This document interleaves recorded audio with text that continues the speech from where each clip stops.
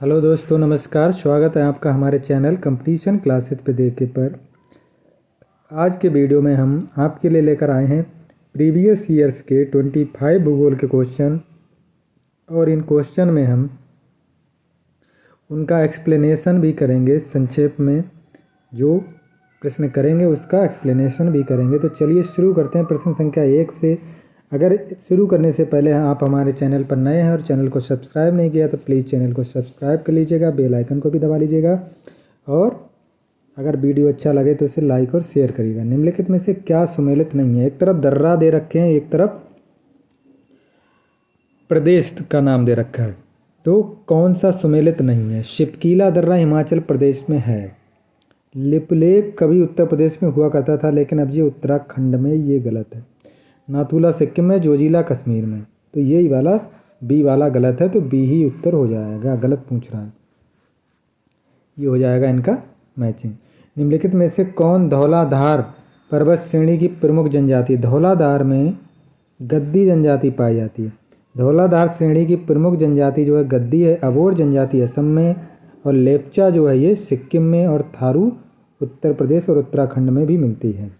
निम्नलिखित में से कौन राज्य भारत में अबरक का सबसे प्रमुख उत्पादक है? तो अबरक झारखंड के लिए, खनिज के लिए अबरक, वो झारखंड वैसे ही फेमस है, अबरक के लिए भी। अबरक की खानों के लिए बिहार का हजारीबाग प्रसिद्ध है, जो बिहार से अलग बना राज्य झारखंड में अवस्थित है। भारत के कुल अबरक उत्पादन का 45% भाग अबरक यहीं उत्पादित किया जाता है। पहले ये बिहार में था। राजस्थान और आंध्र प्रदेश में भी अबरक की खाने हैं। नेपा नगर किसके लिए? नेपा नगर बहुत ही फेमस है, बहुत ही पूछा जाता है, ये कागज उद्योग के लिए है। डी विकल्प सही हो जाएगा।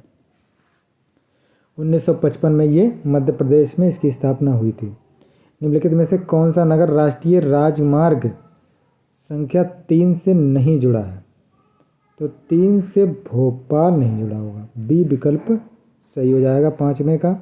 भारत का सर्वाधिक बड़ा राष्ट्रीय राजमार्ग ये अब नहीं रहा है, ये 7 नहीं रहा, ये हो गया है 44, जो वाराणसी, जबलपुर, नागपुर, बंगलौर होते हुए कन्याकुमारी तक जाता है। राष्ट्रीय राजमार्ग 3 आगरा, इंदौर, ग्वालियर, नासिक होते हुए मुंबई तक जाता है। यहाँ भोपाल नहीं पड़ता यहाँ पे।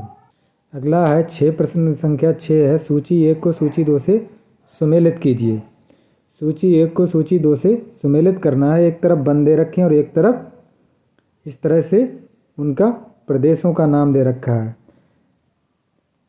तो ये हो जाएगा हमारा, ये हो जाएगा इसका तराई, इसका हो जाएगा ये, और अल्पाइन हो जाएगा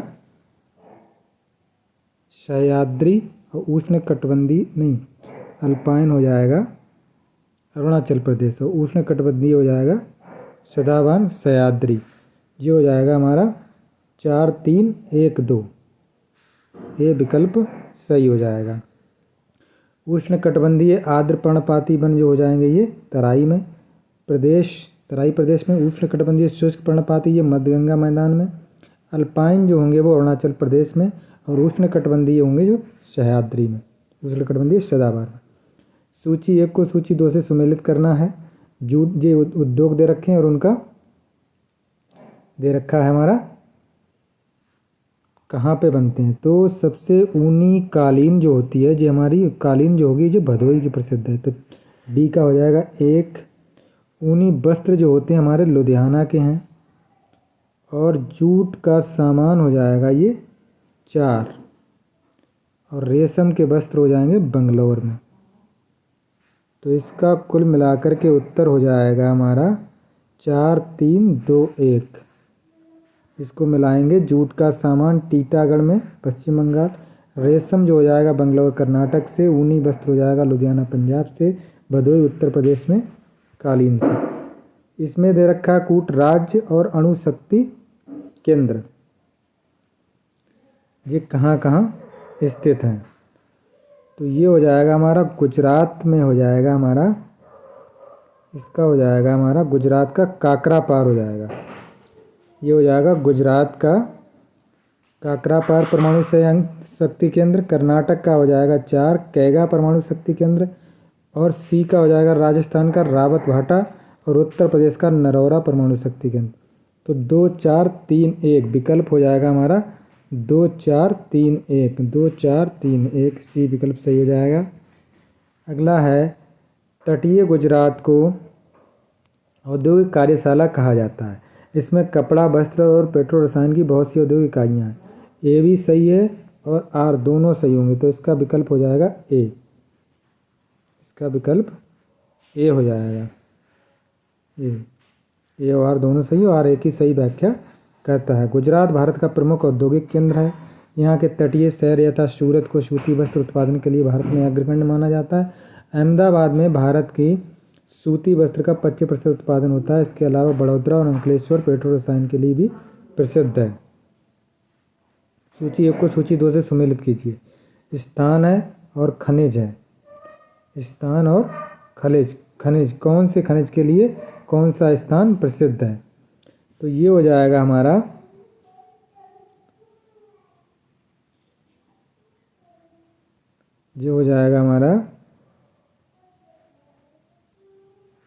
अंकलेश्वर हो जाएगा खनिज तेल, और ये हो जाएगा लौह अयस्क, और ये हो जाएगा अभ्रक के लिए, और खेतड़ी हो जाएगा तांबे के लिए। तो 2 1 4 3 ये विकल्प हो जाएगा हमारा बी। निम्नलिखित नगर युग्मों में से कौन सा एक 6 पथ एक्सप्रेस मार्ग द्वारा संबद्ध है? 6 पथ जो है एक्सप्रेस वे मार्ग जो है, इनमें से कौन सा संबद्ध है? तो मुंबई और पुणे। निम्नलिखित में से कौन लेटराइट मिट्टियों के लिए सही नहीं है? लेटराइट मिट्टी आर्द्र अयनवर्तीय प्रदेशों की मिट्टियां हैं। ये अवक्षलित मिट्टियां हैं, इनकी उर्वरता कम होती है, इनमें चूना की मात्रा की कमी होती है। डी विकल्प सही हो जाएगा। बरमूडा त्रिभुज अवस्थित है, कहाँ पे है ये पश्चिमी उत्तरी अटलांटिक महासागर में स्थित है। यदि भारतीय मानक समय यमोत्तर पर मध्याह्न है तो 120 पूर्वी देशांतर का स्थानीय समय क्या होगा? यानी भारतीय जो है 82.5 डिग्री जो है वहाँ पे कितना हो रहा है? मध्याह्न, यानी 12 बजे। तो 120 में से 82.5 हम घटाएंगे तो हमारा बचेगा 20 और 17.5 37.5, और 37.5 को हम 4 से मल्टीप्लाई करेंगे तो जो हो जाएगा 37 दूनी 75 150 150 मिनट। 150 मिनट का मतलब हो गया 2.5 घंटा, 2 घंटा 30 मिनट। तो 12 के बाद 2 घंटा 30 मिनट और जोड़ दो तो 2:30 हो जाएगा, 14:30। बी विकल्प सही हो जाएगा। अगला, निम्नलिखित में से कौन सुमेलित है?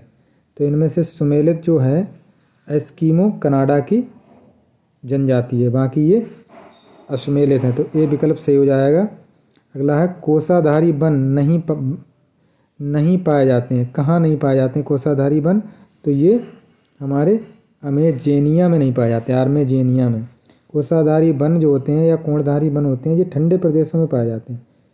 ठीक है, इसे टैगा वनस्पति भी कहा जाता है। इस प्रकार के one Canada, Sweden, Finland, Norway, उत्तरी अमेरिका और यूरेशिया में पाए जाते हैं। निम्नलिखित में से किसका सुमेल नहीं है? ये राजधानियाँ दे रखी हैं और उनके देश के नाम दे रखे हैं। तो फिजी की राजधानी है सुबा, ये सही है। फिनलैंड की राजधानी जो है वो हेलसिंकी है, हेलसिंकी, तो यही वाला गलत हो जाएगा। गुयाना की जॉर्ज टाउन, लेबनान की बेरूत सही है। कथन एक, महाराष्ट्र के कोयना क्षेत्र के निकट भविष्य से अधिक भूकंप प्रभावित होने की संभावना है, और कारण क्या है? कोयना बांध एक पुराने भ्रंश स्थल पर अवस्थित है। कोयना जलाशय में जलस्तर के परिवर्तन के साथ अधिक सक्रिय हो सकता है। ये सही है और आर भी सही है, दोनों व्याख्या करते हैं, तो इसका विकल्प हो जाएगा हमारा ए। संख्या 19 है, कृष्ण छिद्र ऐसा खगोलीय अस्तित्व है जिसे दूरबीन में देखा नहीं जा सकता। बिल्कुल सही है ये। और कृष्ण छिद्र पर गुरुत्वीय क्षेत्र इतना प्रबल होता है कि प्रकाश को भी बच निकलने नहीं देता। दोनों सही है और ये स्पष्टीकरण भी सही है, तो इसका उत्तर हो जाएगा ए। न्यूट्रॉन तारे के अत्यधिक परिमाण में द्रव्यमान अंततः एक बिंदु की पर संकेंद्रित होता है। ऐसे सीमित घनत्व के द्रव्य युक्त पिंड को कृष्ण छिद्र कहते हैं। ये दिखाई नहीं देता है। इस ब्लैक छिद्र से किसी भी द्रव्य या प्रकाश का पलायन नहीं हो सकता है, इसलिए इसे देख नहीं सकते। अतः यदि हम किसी तारे को किसी ऐसे वृत्ताकार पथ पर परिक्रमा करते देखें जिसके केंद्र में कोई तारा दिखाई ना दे, तो समझ लो कि वहाँ पे हम कृष्ण छिद्र की काल्पनिक उपस्थिति कल्पना कर सकते हैं। राष्ट्रीय वन नीति में कितना वन होना चाहिए, तो 1/33% है, लेकिन अभी लगभग 24.662% है। कौन सी विश्व की सबसे गहरी झील है? सबसे गहरी झील जो है बैकाल झील टिटिकाका सबसे ऊंची झील है, और मृत सागर जो है ये लवणता के मामले में सबसे ज़्यादा लवणता इसमें पाई जाती है। निम्नलिखित में से कौन सा एक पारिस्थितिकीय तंत्र पृथ्वी में सर्वाधिक क्षेत्र में है, तो ये है हमारा समुद्र है लगभग 70% पे, 29% लगभग जो है लैंड है। तो ये हो जाएगा हमारा। अगला है जयरे से नीदरलैंड जाते समय निम्नलिखित में से जलवायु प्रदूषण का कौन सा सही क्रम होगा, तो ये क्रम दे रखा है, तो ये सही क्रम जो होगा हमारा ये हो जाएगा हमारा। सबसे पहले पड़ेगा भूमध्य रेखीय, फिर उष्ण मरुस्थलीय, फिर पश्चिमी यूरोपीय, फिर ये भूमध्य सागरीय। इस तरह से हो जाएगा हमारा 1 3 2 4 1 3 2 4 हो जाएगा। 1 3 2 4 होगा। कहने का मतलब सबसे पहले पड़ेगा ये, फिर उष्ण मरुस्थलीय, फिर भूमध्य सागरीय, फिर पश्चिमी यूरोपीय। तो इसका विकल्प हो जाएगा हमारा ए सही।